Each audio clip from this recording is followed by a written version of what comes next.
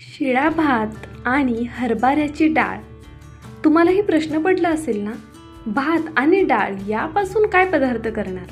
अहो, पदार्थ एवढा कमाल आहे, तुम्ही एकदा केलात तर खात्रीने सांगतेय पुन्हा पुन्हा ही रेसिपी नक्कीच कराल. अगदी रोज म्हटलं तरी कराल. बरं, शिळ्या भाताची सुद्धा वाट पाहणार नाही. ताजा भात असेल ना आत्ता घरामध्ये तरीसुद्धा लगेच करायला घ्याल. अशीच आहे ही रेसिपी, अगदी झटपट होणारी. कशी करायची चला पाहूया. हाय, हॅलो, नमस्ते. मी पूजा. मी आणि बरंच काही या यूट्यूब चॅनलवर तुम्हा सगळ्यांचं अगदी मनापासून स्वागत करते. ही रेसिपी करायला अतिशय सोपी आहे, अतिशय झटपट होणारी आहे. अगदी कोणीही सहज करू शकेल अशा पद्धतीने ही रेसिपी आज मी तुमच्यासोबत शेअर करते. जर नवीन तुम्ही किचनमध्ये आला असाल आणि पोहे उपमा करायचा नाही आहे तर ही रेसिपी नक्कीच एकदा करून पहा.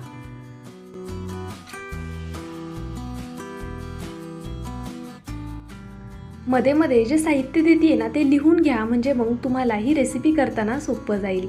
अगदी कमीत कमी साहित्यामध्ये आपण ही रेसिपी तयार करणार आहोत.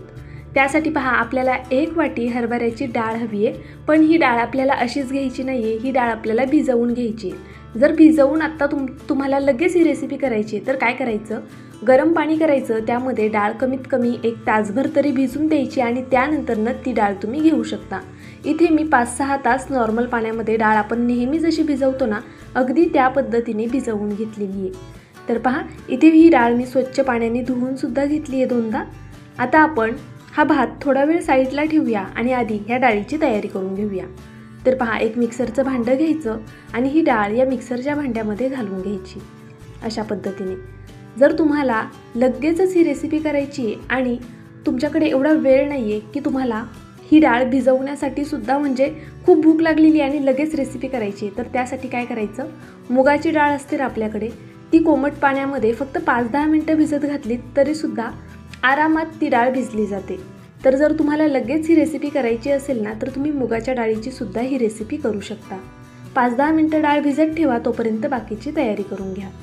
तर पहा, इथे मी 1 इंच आलं घेतलेलं आहे, त्याच्या अशा पद्धतीने काप करून घेतले, म्हणजे मग आलं लवकर बारीक होईल. त्याचबरोबर 10-12 लसणाच्या पाकळ्या घ्यायच्या आहेत आपल्याला. सोबतच 3 ते 4 हिरव्या मिरच्या, तिखट तुम्ही जसं खात असाल त्या पद्धतीने तिखट घ्यायचं आहे. आणि अर्धा चमचा जिरं आणि थोडा ओवा घेतलेला आहे मी. तर आता या मिरच्या आपण तोडून घालूया यामध्ये, म्हणजे मग मिरच्या लवकर बारीक होतील. तर पहा, आपल्याला हे सगळं छान असं बारीक वाटून घ्यायचं आहे. आता इथे दरदरीत वाटलं गेलं आहे, त्यामुळे मी यामध्ये थोडंसं पाणी घालणार आहे. अर्धी वाटी पाणी पुरेसं आहे आपल्याला ही संपूर्ण डाळ वाटण्यासाठी. तर पहा, अशा पद्धतीने इथे मी ही डाळ वाटून घेतली. तुम्हाला जवळून सुद्धा दाखवते. पहा, खूप अशी दाणेदार ठेवली नाही आहे, थोडी रवाळ आहे, पण खूप अशी मोठी ठेवायची नाही आहे आपल्याला डाळ.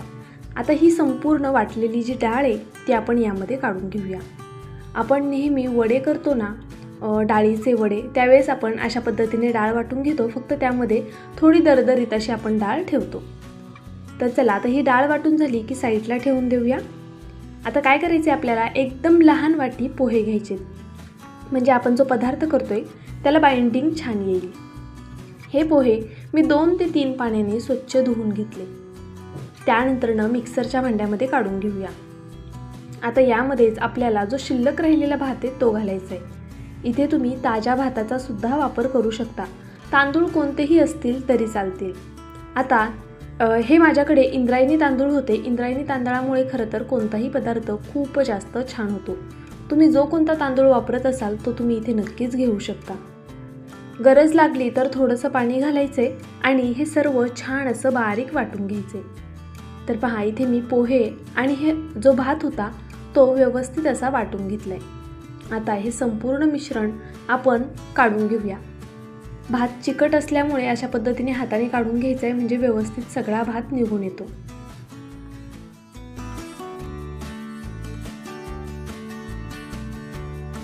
तर पहा, इथे मी संपूर्ण मिश्रण काढून घेतलं. त्यानंतरनं एक मीडियम साईजचा कांदा अशा पद्धतीने अगदी बारीक कट करून घेतलाय. जितका शक्य असेल तितका बारीक कट करा. मूठभर कोथिंबीर घ्यायची आहे, कोथिंबीर भरपूर घालायची, त्यामुळे या रेसिपीला फ्लेवरसुद्धा, सुगंधसुद्धा छान येणार आहे आणि रेसिपी दिसायलासुद्धा खूप देखणी दिसते. सोबतच 3 चमचे मी इथे पांढरे तीळ घातलेले आहेत, त्यामुळे आपली रेसिपी छान पौष्टिक होणार आहे. सोबत अर्धा चमचा धना पावडर घालायची आहे आणि पाव चमचा हळद घालून घेतली। त्यानंतरनं चवीनुसार मीठ घालायचं।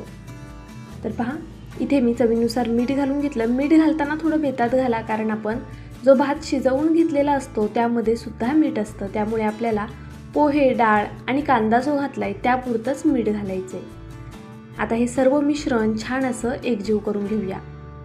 इथे मी तुम्हाला 2-3 रेसिपी सांगते। पहा, जर तुम्हाला हवं असल्यास तुम्ही हे मिश्रण थोडंसं पातळ करून ह्याचे असे डोसे सुद्धा करू शकता। यामध्ये थोडा इनो घालायचा, मिश्रण थोडंसं अगदी थोडंसं पातळ करायचं आणि जाडसर असे डोसे तयार करून घ्यायचे। किंवा मग तुम्ही याची भजी सुद्धा करू शकता, पकोडे। या पद्धतीने जर केलेत तुम्ही तर खरंच खूप जास्त छान होतात। एकदा तुम्ही या मिश्रणाची भजी नक्कीच करून पहा। आज आपण भजी पाहणार नाही आहोत। तुम्हाला माझा व्हिडिओ थोडा जरी आवडला असेल तर प्लीज व्हिडिओला एक लाईक करा, चॅनलला सबस्क्राईब करा। सबस्क्राईब केल्यानंतर बेल आयकन प्रेस करायला विसरू नका। ऑलवर क्लिक करा, म्हणजे माझे प्रत्येक व्हिडिओचं नोटिफिकेशन सगळ्यात आधी तुम्हाला येईल। हाईप या ऑप्शनवरती क्लिक करून जे काही पॉईंट्स असतील ते द्यायला मात्र विसरू नका। तुमचं एक लाईक, एक सबस्क्राईब आणि हे हाईपचे पॉईंट्स माझ्यासाठी खूप मोलाचे आहेत। छानशी कमेंट करा। चला रेसिपीकडे वळूया। आज मी तुम्हाला खूप छान असे छोटे छोटे पॅनकेक दाखवणार आहे। त्यासाठी पहा, इथे तव्यामध्ये तेल घालून घ्यायचे। तुम्ही तवा घ्या किंवा पॅन घ्या, किंवा जर तुमच्याकडे पसरट अशी कढई असेल तर ती घेतली तरी सुद्धा चालणार आहे। यामध्ये मी 1.5 चमचा तेल घालून घेतलं।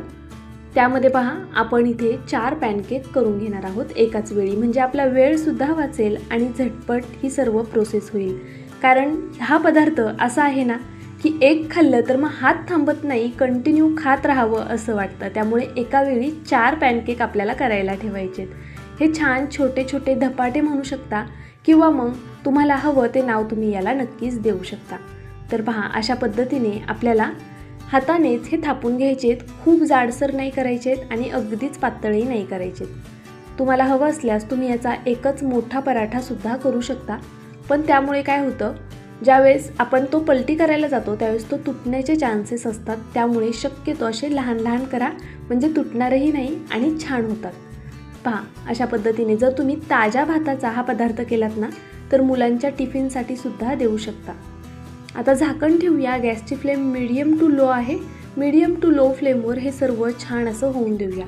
इथे कमीत कमी 2.5-3 मिनटं हे होऊन दिलेले। पहा, 2 मिनिटानंतरनं झाकण काढले आणि पुन्हा अर्धा मिनटं मी हे असंच ठेवून देणार आहे। आता आधी मी खालच्या साईडनी चेक करते।